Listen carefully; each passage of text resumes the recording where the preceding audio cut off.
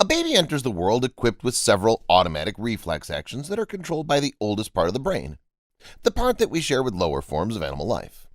Although these fixed primitive responses are present at birth, with one exception, the startle reflex, they soon start to fade and are later replaced by variable action controlled by the more advanced parts of the brain. These reflexes act as a vivid reminder of our ancient past. Number 1. Moro Reflex. When a newborn baby feels herself falling, she flings her arms out and opens her hands, spreading her fingers as wide as possible. She then brings her arms together as if trying to embrace something.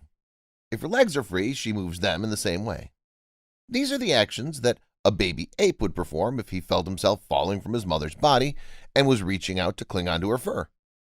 When the ancestral mother loosed her coat of fur, this defensive action of the baby became meaningless and started to disappear. Today, it remains in an incomplete form and isn't carried through to the point where the baby actually tries to hang on to the mother's body. But although the full clinging response has been lost, the relic gesture that remains is of some value because it alerts the mother to the fact that her baby is suddenly feeling unsafe and physically insecure. The reflex also has a medical value because it enables a doctor to check a newborn baby's limb movements for any irregularities. When a healthy baby feels herself losing her balance, she flings her limbs wide, symmetrically. A doctor, by giving a newborn baby the sensation that she's falling, can check to make sure that those limbs on both sides of the body are open to the same degree. The Moro reflex does not last very long. All babies show it at birth, and at the age of 6 weeks, it's still present in 97% of them. The reflex then starts to fade in intensity, and by 2 months may have disappeared altogether. More commonly, it does not vanish until the age of about 3 to 4 months, and by 6 months, it will certainly have disappeared. Number 2. Grasp reflex.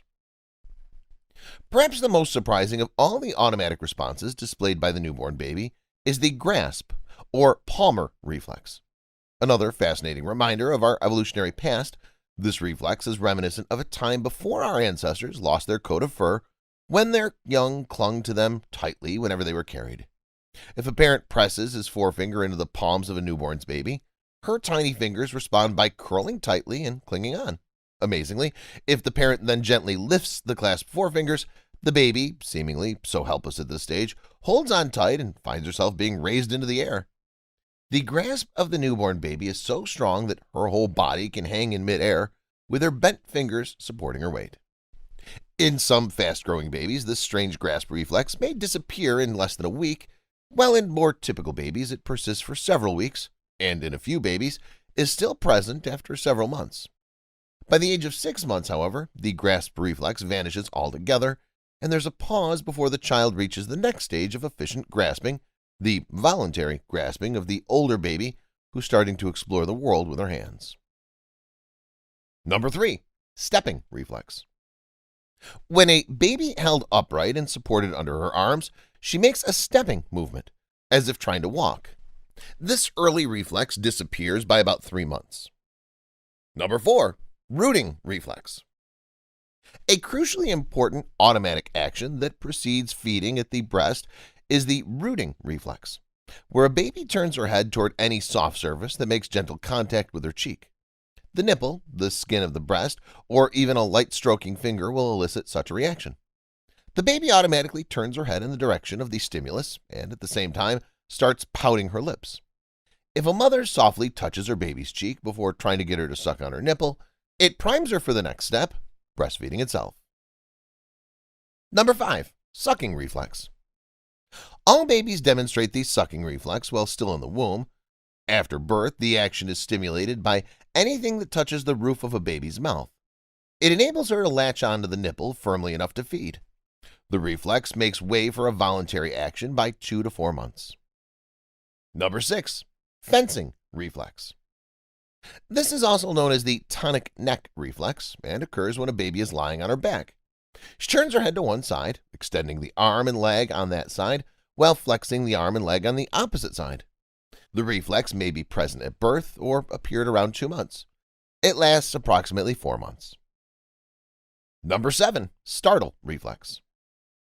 The startle response occurs when there's a loud and unexpected noise close to a baby's body. When this happens, her body stiffens, Her shoulders hunch up, and her arms move upward as if to protect her against some kind of attack. This is essentially a protective reaction and does not fade in a few months like other reflexes, but remains present throughout life, becoming stronger, if anything, on reaching adulthood. Number 8. Plantar reflex. If a parent stroked the sole of a baby's foot from the heel to the toe, the baby reacts by flaring her toes up and turning her foot in. This is because the baby's nervous system is not yet fully developed. Between the ages of 6 to 18 months, the baby demonstrates the adult reaction of curling her toes down.